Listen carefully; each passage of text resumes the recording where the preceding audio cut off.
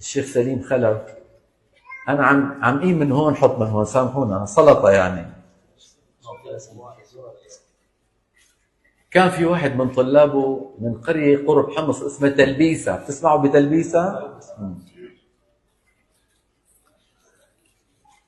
جوزها بيقولوا له أبو محمد. هذا أبو محمد من طلاب الشيخ سليم خلف، وبيحضر عنده وبيعملوا هيك جلسات علم، بيعملوا جلسات ذكر، أناشيد. هي الأناشيد إخواننا هي بتغذي الروح. هي مو بس نغم، هذه نغم معاني وروحانيات تدخل إلى القلب وتتغلغل. لذلك بيقولوا فلان مرشد في إنشاده، مرشد في إنشاده. عرفتوا كيف؟ فهذا أبو محمد من تلبيسة، مرته كان يعني معذبته. مو أنتم، ما دخلكم أنتم، شو بدك بهالشغله؟ لسه لاحق الشيخ وماشي كذا. لك روح دور على رزقك، بتعرفوا حكي. هو مطول باله عليها، صابر عليها. مره حب يعزم الشيخ سليم خلف وكم واحد، شي 3 4 يعني، عزمهم على الغداء وقال له جاينا سيدنا الشيخ سليم وكذا.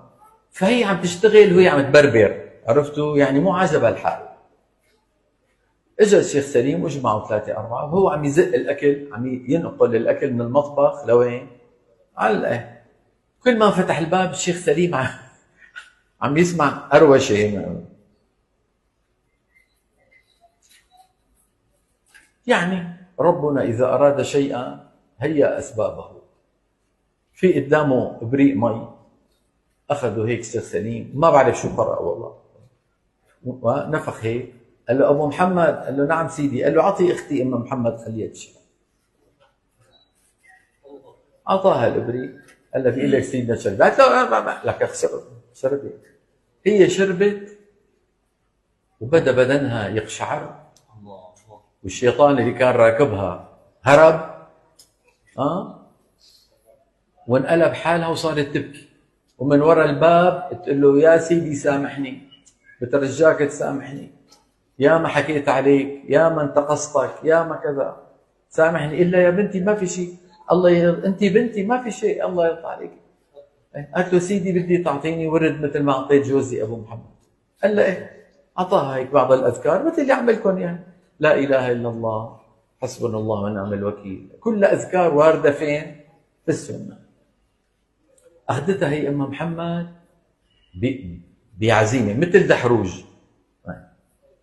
بعد فتره انقلب حالها والناس صاروا يستغربوا، فالفت قصيده يا عذولي كف اللوم ولم تدري بحالي اليوم. هي لأم محمد من تلبيسة.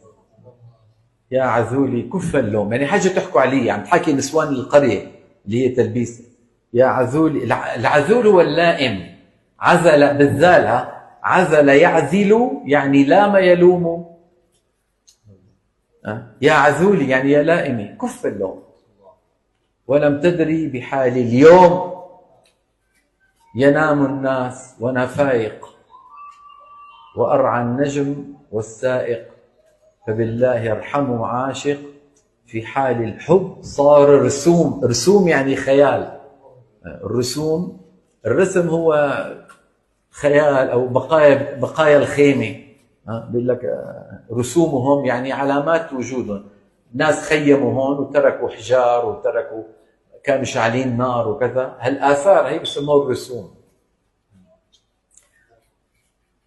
يا ليت الصبح ما باني ولم انظر لانساني. هي عاميه طبعا، عاميه.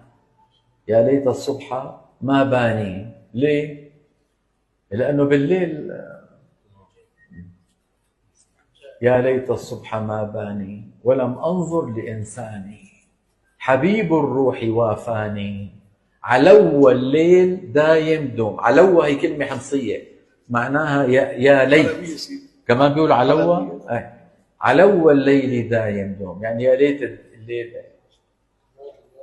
ونشهد نجمة طلعت ومن ذاك الحمى لمعت، يا ليت الروح ما رجعت وتبقى في حماهم دوم. هي مين هي؟ هي إنسانة عامية صدقت بدها الله. فهمتوا؟ لذلك